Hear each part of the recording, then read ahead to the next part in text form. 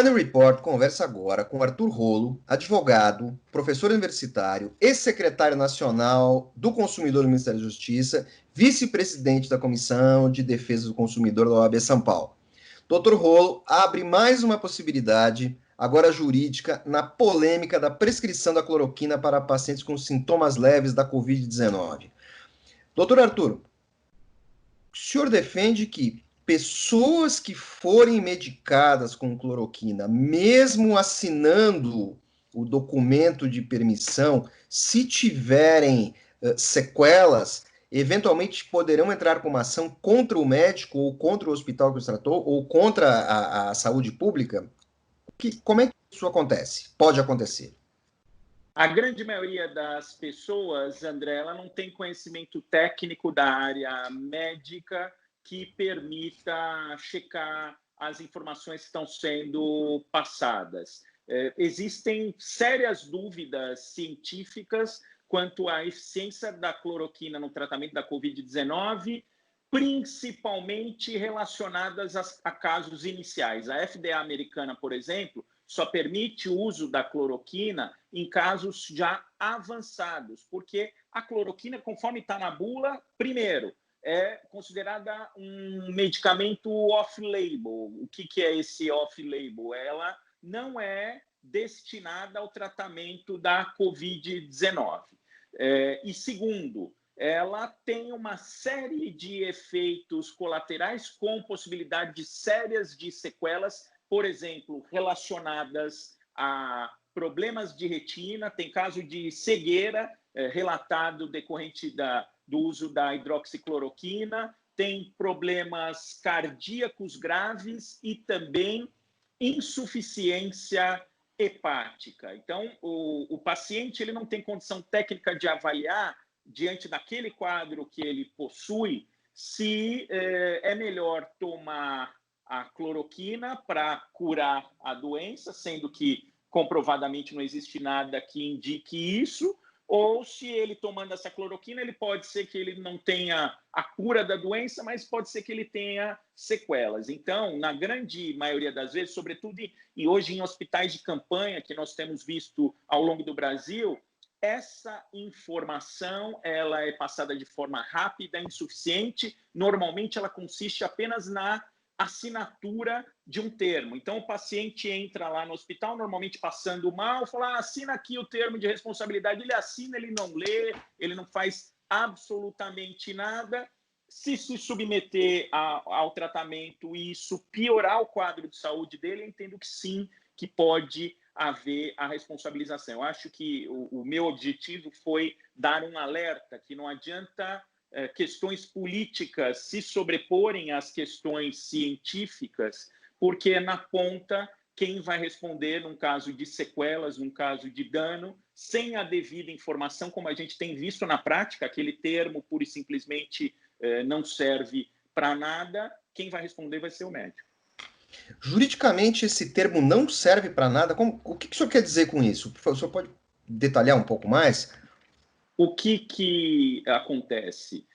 No direito do consumidor, o que a gente mais tem é a existência de termos de irresponsabilidade dos fornecedores. Um exemplo típico, a gente vai, por exemplo, num estacionamento, está lá, não nos responsabilizamos por objetos deixados no interior do veículo.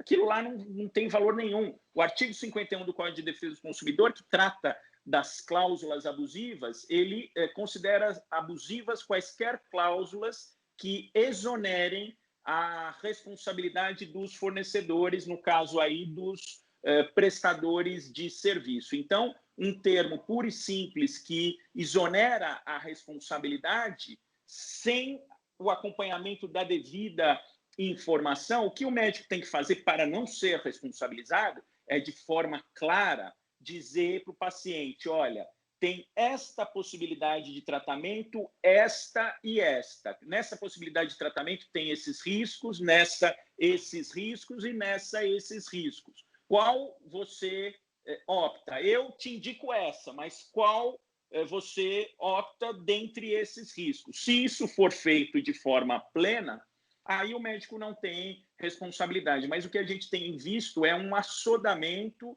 e muitas vezes essas prescrições em hospitais de campanha, com mera assinatura do termo, cada uma dessas opções. Aí, o que vai acontecer? Aí sim, o paciente vai assumir o risco de seu tratamento devidamente orientado pelo médico. Na prática, não é isso que a gente tem visto.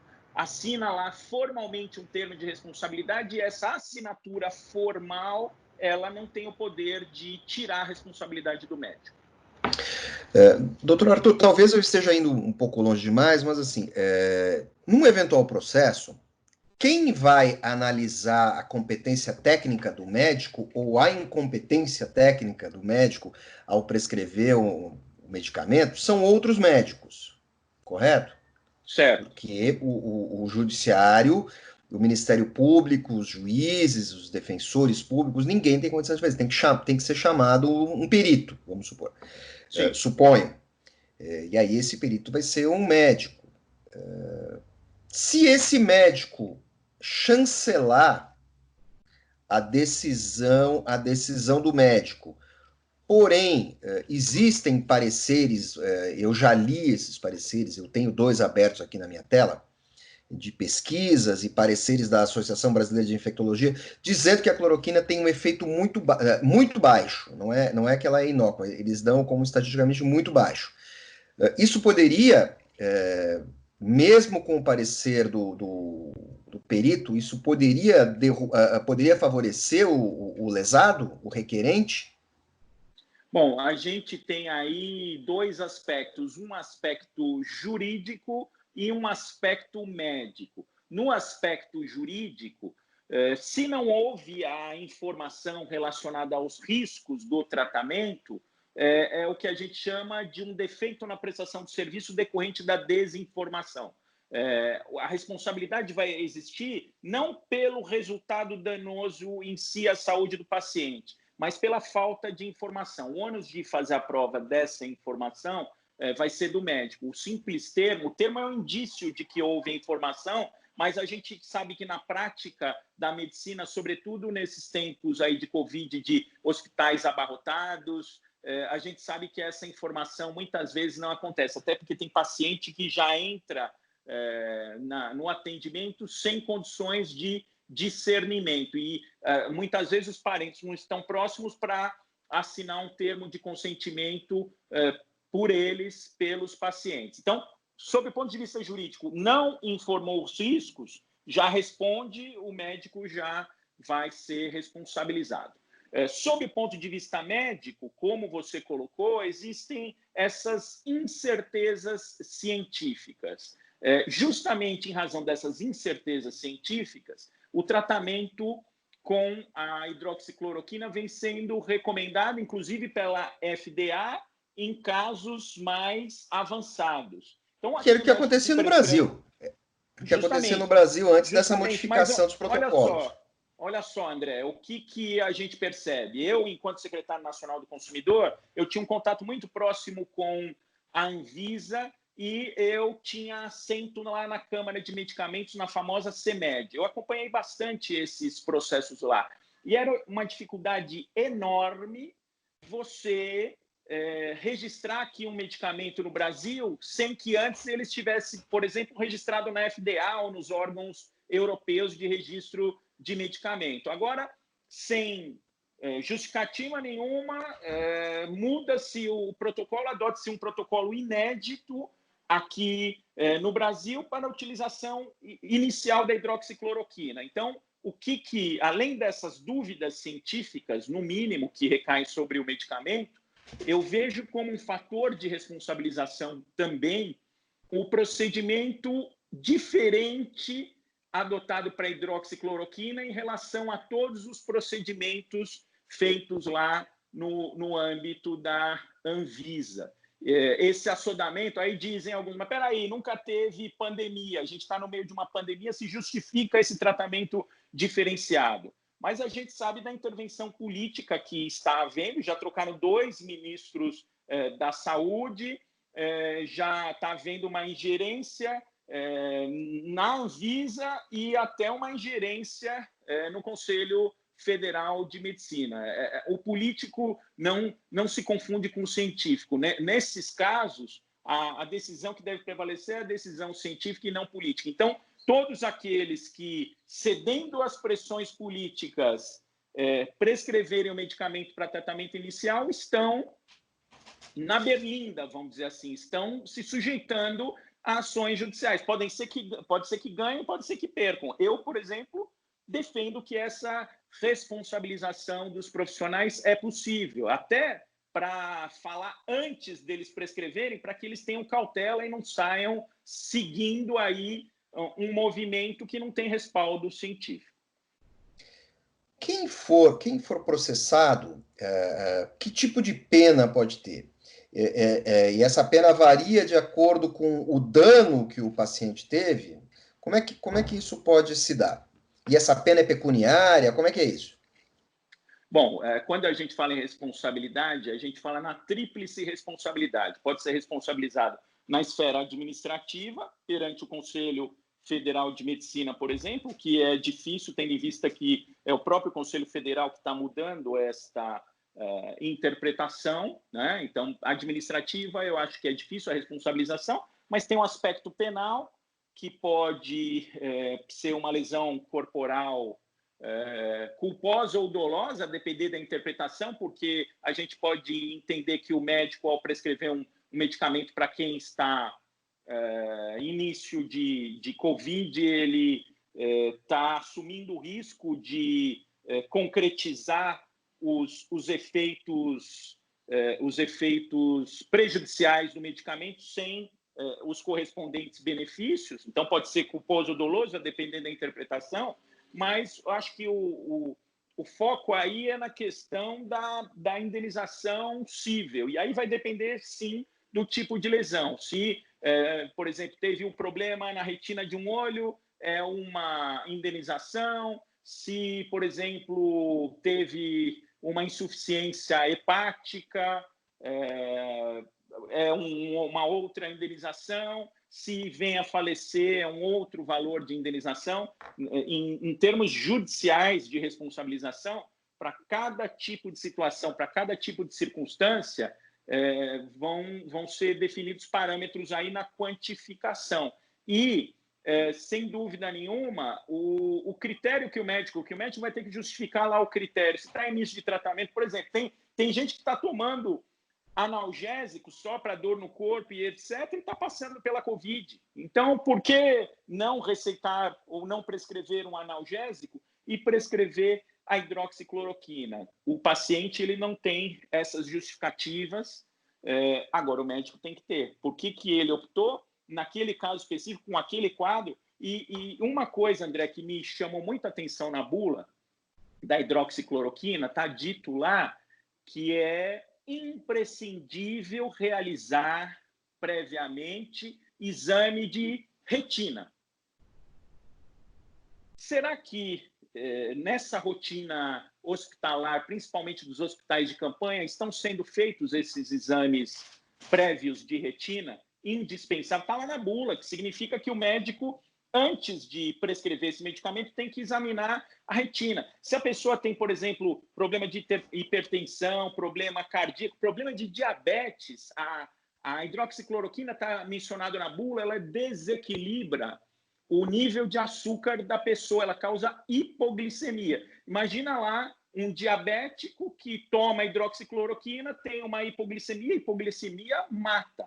Então, significa o seguinte, tem uma série disso, tem gente dizendo já, porque agora virou fla-flu essa questão da hidroxicloroquina. Tem gente dizendo, qualquer medicamento, até analgésico, tem os seus riscos. É verdade, todos os medicamentos têm seus riscos, mas na hora de prescrever, o médico tem que prescrever aquele medicamento mais eficiente com o menor risco. É para isso que o médico é contratado. O objetivo de quem vai se tratar é ter o tratamento com o menor risco. Quem tem o conhecimento para dizer o caminho é o médico, só que o médico não pode fazer isso da cabeça dele, ele tem que ter justificativas científicas. Em alguns casos, principalmente iniciais, Você, administrando a hidroxicloroquina, pode não curar a Covid-19, causar um problema de retina, causar um problema hepático, causar uma lesão cardíaca, e é nesse sentido, se na avaliação criteriosa da relação custo-benefício, se ela for mal avaliada pelo profissional, ele pode ser responsabilizado porque ele está assumindo um risco de um dano sem uma certeza científica do benefício do medicamento. Não me parece que a classe médica esteja muito à vontade para aplicar a cloroquina em casos iniciais. Pelo menos o que eu vi na imprensa até agora não aponta para esse sentido.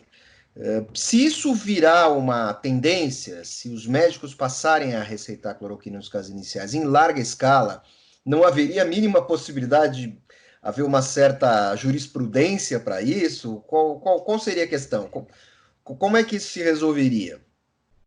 Eu acho, André, que esses casos eles vão vir ao Poder Judiciário, vão parar no Poder Judiciário depois de toda essa confusão, porque aquela pessoa que está no leito do hospital, ela está pensando em se tratar e ela, às vezes, demora um tempo para saber os prejuízos que ela teve. Ela vai, depois de algum tempo, perceber que o coração dela tem algum problema, ela vai perceber depois de algum tempo que o fígado dela está com problema, ela vai ver depois de algum tempo que ela passou a ter problema para enxergar.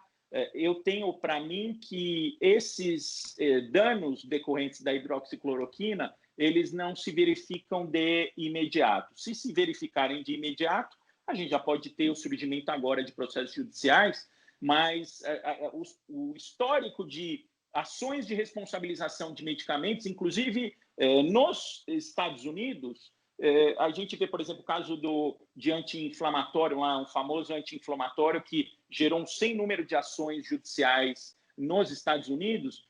Os efeitos colaterais e os danos só foram identificados pelos consumidores depois de alguns anos de uso do medicamento. Então, pode ser que demore 6 meses para o problema se manifestar, 1 ano para o problema se manifestar, mas o que acontece? Quem, de forma imprudente, recomendar a hidroxicloroquina para paciente inicial vai ter aí uma espada durante um certo tempo sobre o seu pescoço, porque pacientes poderão reclamar daqui 6 meses, daqui 1 ano, daqui 2 anos, que tiveram esses resultados danosos aí, que, em contrapartida, aquele medicamento não trouxe o benefício esperado para o dano causado. Muito obrigado, doutor Arthur. Money Report conversou agora com o Arthur Rolo, advogado, ex-secretário nacional do Consumidor do Ministério da Justiça e vice-presidente da Comissão de Defesa do Consumidor da OAB São Paulo. Doutor Arthur, novamente, muito obrigado. Eu que agradeço, André. Um abraço para você e para o seu público.